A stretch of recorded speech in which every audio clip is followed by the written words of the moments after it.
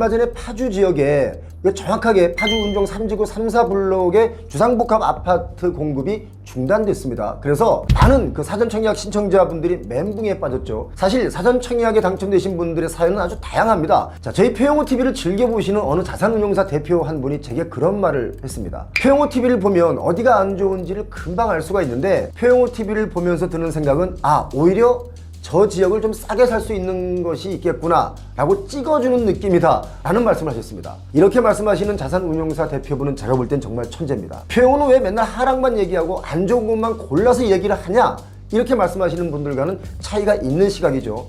위기를 기회로 보는 분들, 이 위기를 좀 더 싸게 살 수 있는 기회로 보는 분들이 더 많다, 이거 여러분 기억하시기 바랍니다. 사실 표영호TV를 잘 보시면 제가 안 좋은 곳, 힘든 곳 많이 보여드렸지 않습니까? 어쩌면 싸게 살 수 있는, 남들보다는 훨씬 싸게 살 수 있는 기회들이라고 보시면 되겠습니다. 이왕이면 표영호TV를 보면서 비싸게 사지 말고 싸게 사야 좋은 것 아니겠습니까? 여러분, 요즘 부동산 시장이 정말 이상한 시장입니다.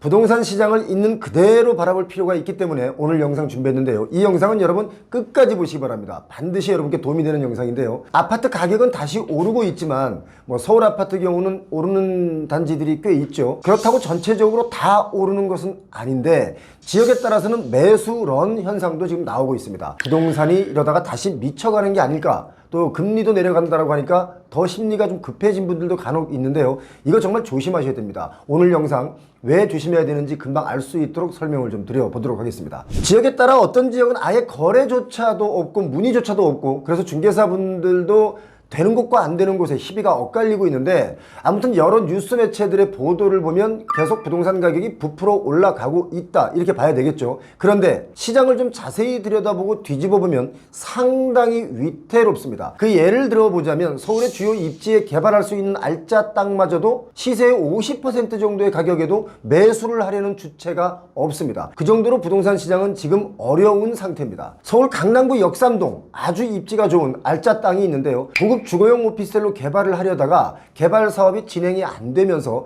이 땅이 최근 자산운용사의 감정가의 한 67% 정도로 매각이 됐습니다. 감정가가 2,308억 원이었고요. 매각가는 1,550억 원이었는데, 이렇게 되면 시장의 호가의 67%가 아니라 감정가의 67%니까 실제 호가로 따져보자면 50% 정도 되는 가격에 인수가 된 겁니다. 이 땅이 공매로 나왔었는데요. 모 시행사가 1,700억 원대의 브릿지론, 땅을 살 때 빌렸던 그 돈의 이자를 갚지 못해서 공매로 나온 것이었습니다. 지금 서울 강남에 이런 땅 아주 많습니다. 오피스텔 건물만 지으면 무조건 큰 돈을 벌던 시행사들이 무분별하게 땅을 사들였다가 부동산 시장이 급격하게 안 좋아지면서 대출 연장도 안 되거나 또 PF 대출이 실패가 되면서 이렇게 사업이 진행이 안 되고 어려운 곳이 참 많습니다. 또 모 시행사가 서울 금천구 가산동에 쇼핑몰이 있습니다. 그 쇼핑몰 건물을 부시고 지식산업센터로 개발을 하려고 2022년에 이 땅을 사들였다가 여기 역시 디폴트에 빠졌기 때문에 그 땅이 다시 시장에 나왔습니다. 사실 이 땅은 시장에 다시 나올 땅이 아닙니다. 왜냐하면 입지가 좋기 때문에 그렇습니다. 사실 한때 지식산업센터만 지으면 정말 완판을 했기 때문에 시행사들이 너도 나도 달려들어서 개발한 것이 바로 지식산업센터입니다.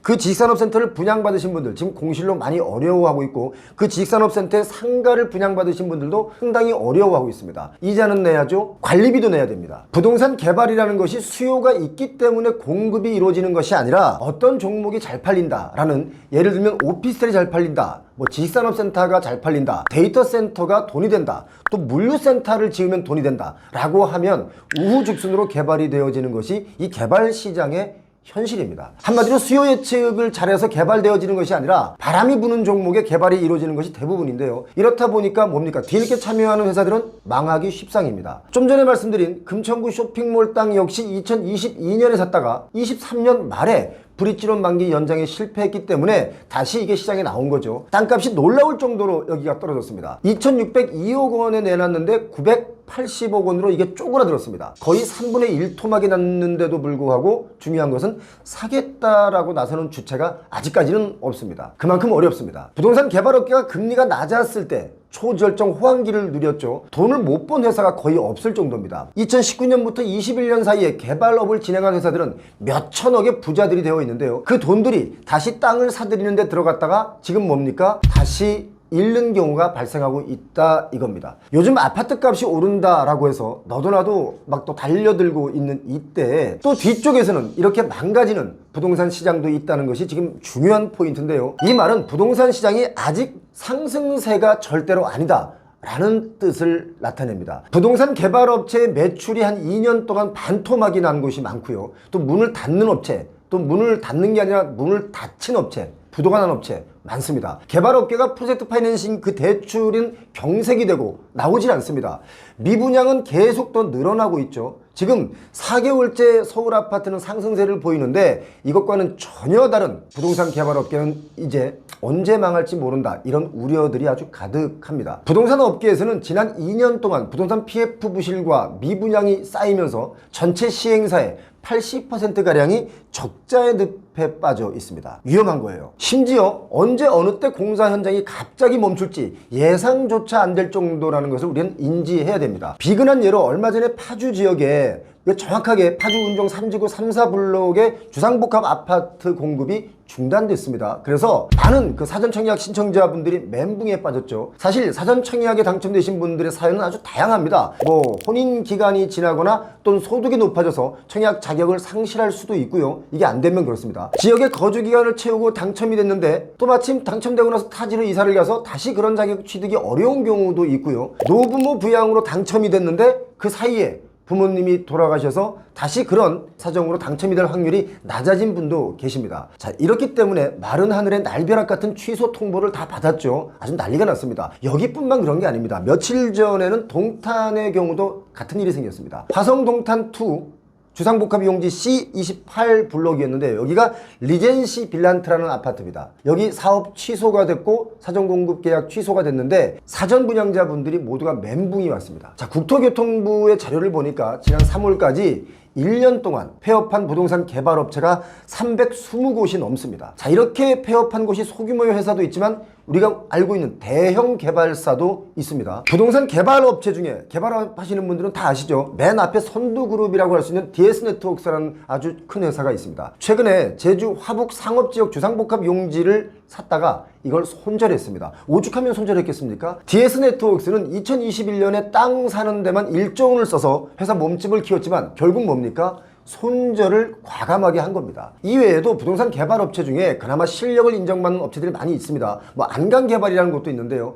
지난 23년에는 4년 만에 당기순이익 적자를 냈습니다. 또 소리 소문 없이 내실을 키워서 좀 회사가 커진 11건설이라는 회사도 있는데요. 당기순손실 규모가 1029억 원 정도로 손실 규모가 커졌습니다. 소위 개발업체들 중에 실력도 있고 그동안 사업을 안정적으로 하던 회사들마저 이렇게 손실을 보고 있는 게 부동산 시장의 지금 현실입니다. 이런 현실과 아직도 아파트 가격 더 오른다라고 너도 나도 달려들고 있는 시장, 이게 혼재되어 있습니다. 시장이 자정 능력을 잃고 그야말로 어디로 튈지 모르는 정말 위험한 구간에 우리가 진입해 있다라고 저는 봅니다. 비주택 분야는 그야말로 언제 아작이 날지 모릅니다. 고사 직전입니다. 부동산 업계에서는요, 물류센터, 직산업센터, 생활용 숙박시설 이렇게 세 가지의 형태를 부동산 시장의 3대 뇌관으로 꼽습니다. 언제 어느 때 갑자기 짓다가도 부도가 날지 모른다. 이거 여러분 꼭 기억하시기 바랍니다. 보통 시행사, 디벨로퍼라고 하죠. 시행사들은 자기 자본 비율이 정말 거의 제로입니다. 거의 제로에 가까운 돈을 갖고 사업을 시작하는 곳이 참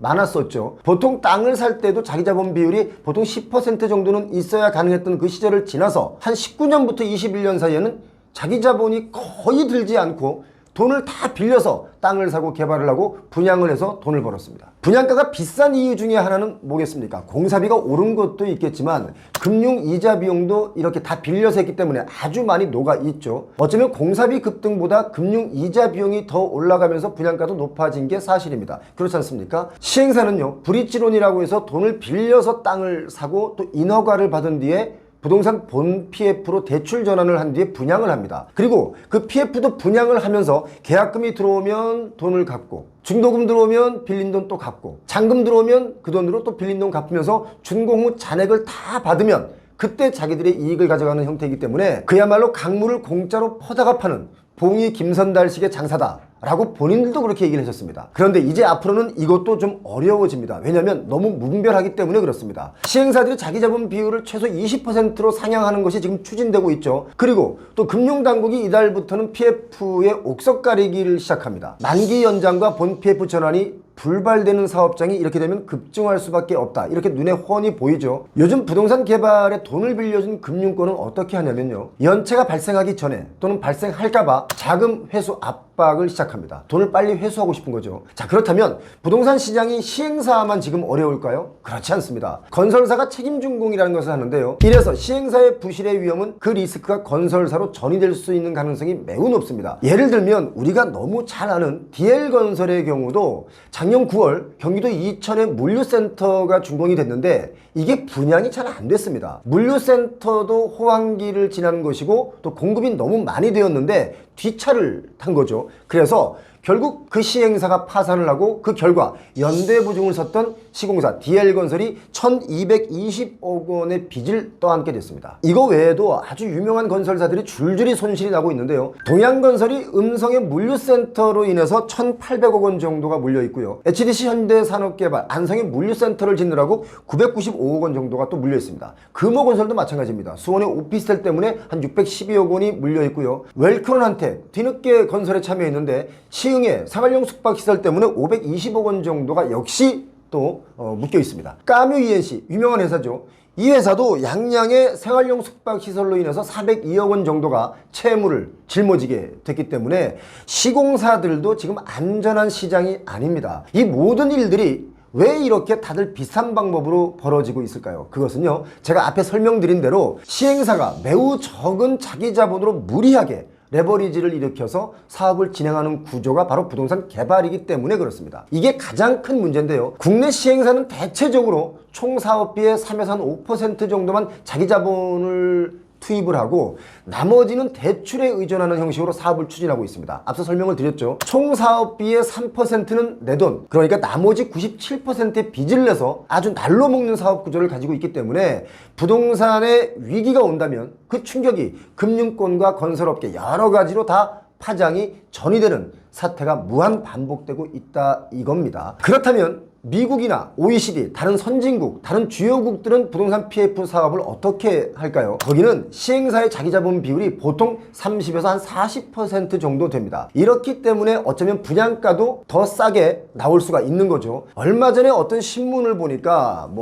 무슨 협회 회장이라는 분이 어떤 세미나에서 시행사의 자기자본 비율을 높이면 분양가가 더 올라간다, 이런 말도 안 되는 인터뷰 세미나를 하고 있는 것을 제가 본 적이 있는데 이건 정말 말이 안 되는 소리죠. 이걸 어떤 근거로 그렇게 말을 했는지 알 수가 없겠지만 팔이 안으로 굽는다고 자기들 유리한 쪽으로 이 방향을 끌고 가려는 의도가 담긴 발언이었다라고 저는 봅니다. 여러분은 그렇게 생각하지 않습니까? 자, 모 협회 회장이라는 이분의 말, 제가 볼 때는 전혀 틀린 말입니다. 자기 자본 비율이 올라가면 책임 경영이 더 뚜렷해지겠죠. 그리고 분양가는 오히려 금융 비용이 절감되기 때문에 더 싸지게 된다라고 저는 봅니다. 사실 지금 대한민국의 시행업이라는 것은요, 여러 어려움, 여러 단계 끝에 사업을 성공할 수 있는 구조이긴 하지만 따지고 보면 뭡니까? 금융적으로 보자면 날로 먹는 구조입니다. 왜냐하면 땅을 살 때도 빌려서 사고 또 선분양 제도를 쓰고 있기 때문에 공동주택을 분양할 때는 수분양자가 다 납입한 그 돈으로 공사비를 내고 있기 때문에 그렇습니다. 이렇게 하는 나라, 세계적으로 유일하게 우리나라가 아마 그럴 겁니다. 따라서 부동산 PF 자기자본 비율은 다른 선진국 수준으로 좀 높여야 된다라고 저는 보고 있습니다. 그래야 책임 있게 일을 할 수 있겠죠. 그리고 제3자의 보증은 좀 자제하는 개선책이 필요하다라고 저는 봅니다. 다른 의견도 있겠지만 댓글로 여러분의 의견을 달아주시기 바랍니다. 지금 강남의 땅들도 이렇게 반값 정도의 거래가 되고 있고 또 아직도 내 건물은 다른 건물보다 좋다라고 하면서 비싸게 사줄 호구를 찾는 꼬마 빌딩 주인분들도 아주 많습니다. 아파트 값은 오르고 있고 반대로 부동산 시장은 이렇게 살얼음판을 걷고 있습니다. 그렇기 때문에 아파트 값도 계속 오를 수만은 없는 시장이라는 거, 이거 여러분 꼭 좀 기억해 주시면 고맙겠습니다. 그리고 아주 중요한 걸 좀 덧붙이자면요, 아파트 가격이 비싸졌기 때문에 이게 엄두가 나지 않아서 집을 못 사는 2030, 40 세대 여러분들, 아직 시간이 많이 남아있는 차라리 입지 좋은 빌라들의 눈을 한번 돌려보시기 바랍니다. 왜냐하면 지금 빌라가 외면받고 있고 그래서 가격이 많이 내려가 있습니다. 그런데 이게 곧 머지않아 빌라 가격이 폭등할 수도 있다라고 저는 봅니다. 아니 표영호는 왜 빌라를 사라고 하는 거야? 이게 말이 돼? 라는 분들도 계시겠지만 지금 빌라는 훨씬 더 가격이 저평가되어 있는 곳이 많이 있고 입지 좋은 곳은 개발이 언젠가는 됩니다. 그래서 시간이 좀 있는 여유가 있는 2030 또는 40세대 여러분들은 빌라도 한번 눈을 돌려보시기 바랍니다. 자, 저희 표영호 TV를 즐겨보시는 어느 자산운용사 대표 한 분이 제게 그런 말을 했습니다. 표영호 TV를 보면 어디가 안 좋은지를 금방 알 수가 있는데 표영호 TV를 보면서 드는 생각은 오히려 저 지역을 좀 싸게 살 수 있는 것이 있겠구나 라고 찍어주는 느낌이다 라는 말씀을 하셨습니다. 이렇게 말씀하시는 자산운용사 대표분은 제가 볼 땐 정말 천재입니다. 표현은 왜 맨날 하락만 얘기하고 안 좋은 것만 골라서 얘기를 하냐 이렇게 말씀하시는 분들과는 차이가 있는 시각이죠. 위기를 기회로 보는 분들, 이 위기를 좀 더 싸게 살 수 있는 기회로 보는 분들이 더 많다. 이거 여러분 기억하시기 바랍니다. 사실 표영호 TV를 잘 보시면 제가 안 좋은 곳, 힘든 곳 많이 보여드렸지 않습니까? 어쩌면 싸게 살 수 있는, 남들보다는 훨씬 싸게 살 수 있는 기회들이라고 보시면 되겠습니다. 이왕이면 표영호 TV를 보면서 비싸게 사지 말고 싸게 사야 좋은 것 아니겠습니까? 오늘 저희 영상 끝까지 보신 분들은 제가 볼 때는 부자가 되실 가능성이 매우 높습니다. 왜냐? 나무를 보지 않고 숲을 보시는 그런 해안을 갖고 계신 분들이기 때문에 그렇습니다. 끝까지 보신 여러분 부자 되시기 바랍니다. 그리고 좋아요 눌러주시고 나가시면 고맙겠습니다. 감사합니다.